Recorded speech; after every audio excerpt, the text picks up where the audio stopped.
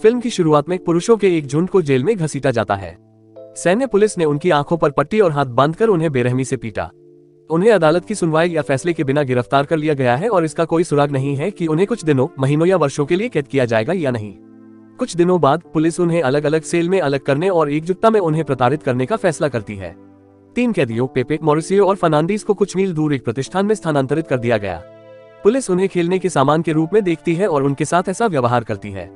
गरीब लोगों को गैसोलीन में ढक दिया जाता है और जलाकर मार डालने की धमकी दी जाती है। अपने दिल में आतंक के साथ वे अपने भाग्य को स्वीकार करते हैं, लेकिन सौभाग्य से यह पता चलता है कि पुलिसकर्मी उनके साथ एक भद्दा मजाक कर रहे थे। यह फिल्म 1973 उरुग्वे में सेट की गई है, जब उस पर नागरिक सैन्य तानाशाही का शासन था। उरुग्वेयन आबादी के लिए टाइम्स कठोर थे, खासकर तानाशाह के गैर समर्थकों के लिए। तानाशाही के खिलाफ विद्रोह करने वाले सभी दलों में वामपंथी तुपामारो समूह है, जो राष्ट्रीय पुलिस के साथ गुरिल्ला युद्ध में उलझा हुआ है। कैद किए गए 3 लोगों में पेपे, मॉरिसियो और फर्नांडीज हैं, जो तुपामारो समूह के सदस्य हैं, जिन्हें राष्ट्रीय पुलिस द्वारा पकड़ा गया है और सरकार द्वारा संचालित जेल में अवैध रूप से बंधकों के रूप में रखा गया है। यह दूसरी जेल है जहां उन्हें स्थानांतरित किया गया है, लेकिन वे यहां लंबे समय तक नहीं रहेंगे क्योंकि विभाग ने उन्हें देश की जेलों के चारों ओर घुमाने का फैसला किया है ताकि वे बच न सके। पुरुष जानते हैं कि जेल से बाहर निकलना मुश्किल होगा, लेकिन वे इस बात से अनजान हैं कि वे कयामत के गर्त में गिर गए हैं।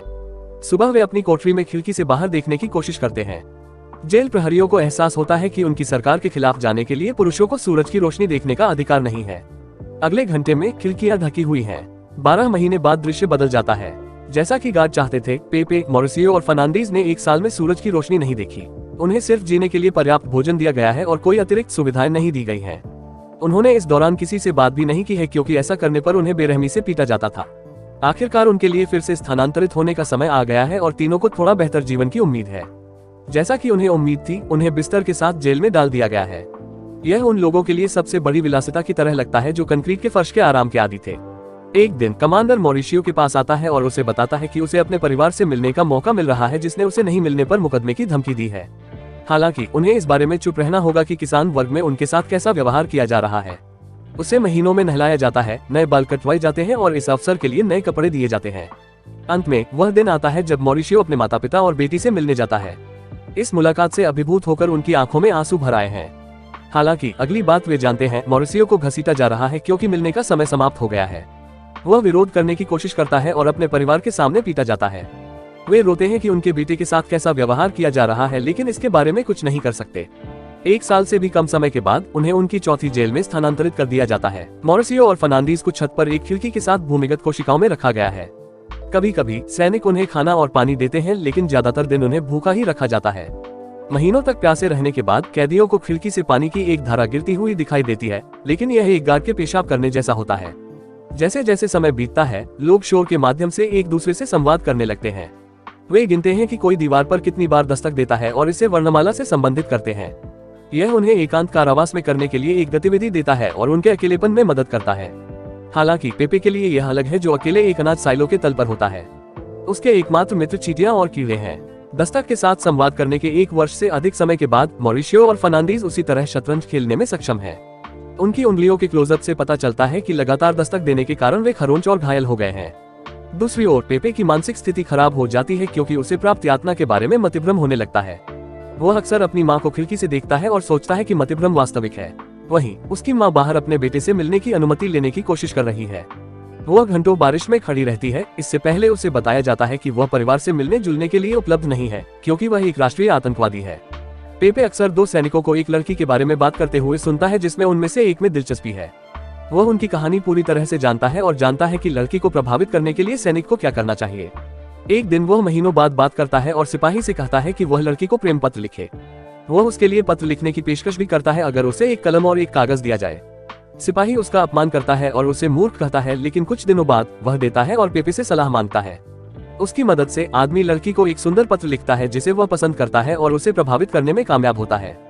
खबर जेल के चारों ओर घूमती है और सार्जेंट अल्जामोरा तक पहुंचती है। उसके पास एक लड़की भी है जिसे वह करीब लाना चाहता है और उसे प्रभावित करने के लिए पेपे की मदद की जरूरत है। वह उक्त लड़की के बारे में कुछ विवरण सुनता है और एक और सुंदर पत्र लिखता है। प्रभावित होकर सार्जेंट अल्जामोरा उसे पुरस्कार के रूप में एक पेन और नोटबुक देता है। उस दिन से सार्जेंट की मदद से उसका जीवन थोड़ा बेहतर हो जाता है। उसे अच्छा खाना दिया जाता है और रेडियो पर समाचार सुनने की अनुमति दी जाती है। हालांकि यह जल्द ही समाप्त हो जाता है जब गार्ड को उसे दूसरी जेल में ले जाने का आदेश दिया जाता है। स्थानांतरित होने के रास्ते में पेपे को वर्षों में पहली बार आकाश और मैदान को देखने का मौका मिलता है। बस जब उसे लगता है कि वह लंबे समय तक जीवित रह सकता है तो उसे फिर से एकांत कारावास में डाल दिया जाता है। इस बार उसका मतिभ्रम और भी बदतर हो जाता है और वह कल्पना करता है कि उसे बिजली का कट लग गया है। यह हर रोज कई बार होता है और जीने की उसकी इच्छा को कमजोर कर देता है। इस बिंदु पर पेपे स्वतंत्रता के बजाय मृत्यु की कामना करता है। कहीं और मॉरिसियो और फर्नांडीज वैसे ही रहते हैं जैसे वे रहते हैं। चूंकि वे एक दूसरे से बात कर सकते हैं, वे पेपे की तरह अकेला महसूस नहीं करते। अचानक एक दिन गार्ड उनके लिए टेबल, किताबें, एक टाइपराइटर और कई अन्य सामान लेकर आते हैं। कैदी उत्साहित होने के बजाय चिंतित हैं क्योंकि उन्हें सामान्य परिस्थितियों में ऐसा विशेषाधिकार कभी नहीं दिया जाएगा। उनका संदेह सच हो जाता है जब उन्हें पता चलता है कि रेड क्रॉस सोसाइटी की एक टीम जेल में यह देखने के लिए आई है कि वे अपने कैदियों के साथ कैसा व्यवहार करते हैं। टेबल और किताबें अधिकारियों के लिए सिर्फ एक दिखावा है ताकि जेल खराब प्रबंधन के लिए परेशानी में न पड़े। मॉरिसियो को पूछताछ के लिए अधिकारियों के सामने लाया जाता है। वो उन्हें यह बताने की कल्पना करता है कि उसे ठीक से शौचालय भी नहीं मिलता है, लेकिन वास्तव में उससे केवल उसका नाम पूछा जाता है। गार्ड उसे वापस ले जाते हैं और जितनी जल्दी हो सके टेबल और किताबें ले जाते हैं। कमरे की सफाई करते समय गार्ड को साबुन की एक टिकिया मिलती है जो पहले वहां नहीं थी। यह पता चला है कि मॉरिसियो इसका उपयोग किसी के साथ संवाद करने के लिए कर रहा था। स्थिति से निपटने के लिए सेना प्रमुख को बुलाया जाता है। वह मॉरिसियो से पूछताछ करता है, उससे पूछता है कि लालसा का क्या मतलब है और पता चलता है कि वह शतरंज की चालें बना रहा था। हालांकि पागल प्रमुख मॉरिसियो के तेज दिमाग की प्रशंसा करता है और मामला खारिज कर दिया जाता है। लेकिन जाने से पहले मॉरिसियो उस दिन को याद करता है जब उसे गिरफ्तार किया गया था। वह याद करता है कि कैसे उसकी पत्नी की हत्या कर दी गई थी और बंदूक की गोली के कारण उसके घर में कई छेद हो गए थे। मुखिया मुस्कुराता है क्योंकि उस समय जो विवाद हुआ था उसका वही नेता था और मॉरिसियो की पत्नी को उसके आदेश के कारण मार दिया गया था। इस बीच पेपे की मां ने किसी दिन अपने बेटे से मिलने की इच्छा नहीं छोड़ी, भले ही कई साल हो गए हों। वह हर उस जेल में जाती है जहां वह जाता है, इस उम्मीद में कि नियम किसी दिन झुकेंगे। इस बार वह पेपे को शौच और पानी के लिए एक गुलाबी बर्तन लाती है। वह चाहती है कि सामान उस तक पहुंचाया जाए, भले ही वह खुद उससे नहीं मिल सकती। उनकी खुशी के लिए उन्हें इस बार अपने बेटे से 5 मिनट बात करने की इजाजत है। बैठक भारी है लेकिन वे शांत रहते हैं। पेपे उसे अपने मानसिक स्वास्थ्य के बारे में बताता है और कैसे वह सोचता है कि उसके दिमाग में कुछ लगाया गया है जो हर दिन उससे बात करता है। वह हार मानने की बात करता है जिससे महिला नाराज हो जाती है। वह उसे मजबूत होने और अपने दुश्मनों के खिलाफ जीतने के लिए चिल्लाती है। बैठक समाप्त हो जाती है लेकिन उसके शब्द पेपे को अगले कुछ दिनों तक प्रेरित करते रहते हैं। वह हर दिन पहरेदारों से पूछता है कि क्या वह अपनी मां से उपहार प्राप्त कर सकता है, लेकिन वे उसे कुछ भी देने से मना कर देते हैं। एक दिन वह बाहर हो रही एक घटना को सुनता है और उसे अपना सामान प्राप्त करने के अवसर के रूप में उपयोग करता है। वह खिड़की से बाहर चिल्लाता है, अपनी पत्नी को धोखा देने और सिफिलिस प्राप्त करने के एक गार्ड को उजागर करता है। गार्ड उसे रोकता है, हैरान होता है कि वह आदमी उसके निजी जीवन के बारे में इतना जानता है। जब पेपे और भी जोर से चिल्लाने की धमकी देता है तो उसे गुलाबी बर्तन और उसके साथ एक गिलास पानी दिया जाता है। जब कमांडर को पेपे के बिगड़ते मानसिक स्वास्थ्य का संकेत मिलता है तो वह कुछ दया की अनुमति देता है और उसे एक मनोचिकित्सक के पास ले जाता है। डॉक्टर एक दयालु महिला है जो पेपे को समझाती है कि वह क्या कर रहा है। वह उसे लिखने के लिए कहती है क्योंकि यह एकमात्र तरीका है जिससे वह अपने विचारों को नियंत्रित कर सकता है। जब उसे पता चलता है कि गार्ड उसे कलम और कागज की अनुमति नहीं देते हैं तो वह कमांडर को एक विशेष अनुरोध भेजती है कि वह उसे चिकित्सा जरूरतों के लिए आवश्यक सभी चीजों की अनुमति दे। अंत में 1980 आता है। मॉरिसियो और फर्नांडीज बाहर कहीं रेडियो पर चल रहे समाचार सुनते हैं। वे सुनते हैं कि देश लोकतंत्र के पक्ष या विपक्ष में मतदान कर रहा है और नतीजे आ गए हैं। 39% ना कहते हैं और 61 हाँ कहते हैं। मॉरिसियो और फर्नांडीज एक दूसरे से पूछते हैं कि वे किस तरफ हैं क्योंकि उन्हें आधी खबरें सुनने को नहीं मिली। अचानक गार्ड उनकी कोठरियों में घुस जाते हैं और क्रांतिकारियों के खिलाफ हारने के लिए उन्हें काले और नीले रंग से पीटते हैं। यह स्पष्ट है कि जीतने वाले 61% लोकतंत्र समर्थक थे। यह उनके जीवन की पहली पिटाई है जिसे मॉरिसियो और फर्नांडीज खुशी से लेते हैं। जल्द ही देश लोकतंत्र का जश्न मनाएगा और उनकी कैद का मकसद पूरा होगा। 2 साल बाद 1982 में फिर कैदियों का तबादला कर दिया गया। मॉरिसियो और फर्नांडीज से अनभिज्ञ पेपे को भी उसी जेल में स्थानांतरित कर दिया गया है। नई जेल में सब कुछ अलग है और अंत में उन्हें इंसानों के रूप में माना जाता है। सबसे पहले उन्हें उचित इलाज दिया जाता है। पेपे को तब सार्जेंट अल्जामोरा से संपर्क किया गया जो अब एक मुख्य रक्षक है। वह अपनी शादी की अंगूठी दिखाता है, यह खुलासा करते हुए कि उसने उस लड़की से शादी की है जिसे पेपे ने प्रभावित करने में मदद की थी। स्थिति की बेरुखी को स्वीकार करते हुए दोनों एक दूसरे पर हंसते हैं। हवलदार पेपे से पूछता है कि क्या ऐसा कुछ है जो वह अपना कर्ज चुकाने के लिए कर सकता है।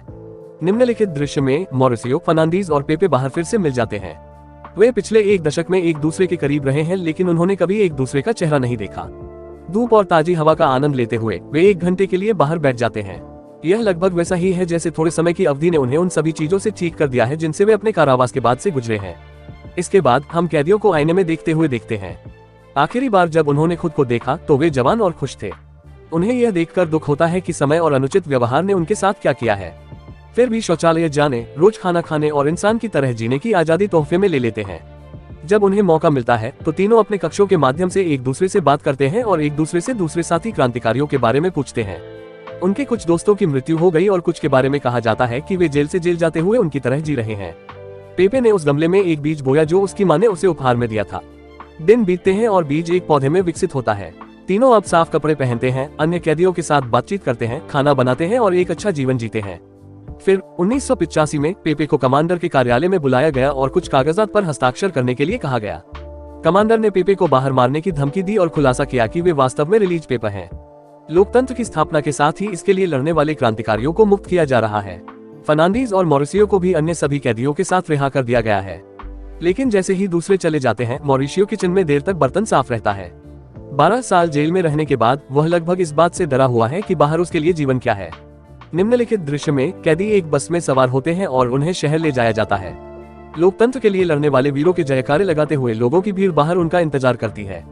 इतने लंबे समय तक जीवन की छोटी छोटी चीजों को याद करने के बाद पुरुष आकाश, पानी और हरियाली को देखते हैं। निम्नलिखित दृश्य में कैदी एक बस में सवार होते हैं और उन्हें शहर ले जाया जाता है। लोकतंत्र के लिए लड़ने वाले वीरों के जयकारे लगाते हुए लोगों की भीड़ बाहर उनका इंतजार करती है। इतने लंबे समय तक जीवन की छोटी छोटी चीजों को याद करने के बाद पुरुष आकाश, पानी और हरियाली को देखते हैं। अंत में अपने गृहनगर पहुंचने पर वे अपने परिवारों के साथ फिर से जुड़ जाते हैं। पेपे अपनी मां को वह खूबसूरत फूल दिखाता है जो उसके गमले में लगाए गए बीज से उगा है। फिल्म समाप्त होती है क्योंकि कैदी अपने परिवार के साथ गले मिलते हैं और रोते हैं, यह पहचानते हुए कि कठिन समय बीत चुका है। एक उपसंहार में हमें पता चलता है कि पेपे बाद में उरुग्वे के राष्ट्रपति बने और उनके दोस्तों का जीवन भी अच्छा रहा। देखने के लिए धन्यवाद। इस तरह के और वीडियो के लिए सदस्यता लें और चैनल को बढ़ने में मदद करें।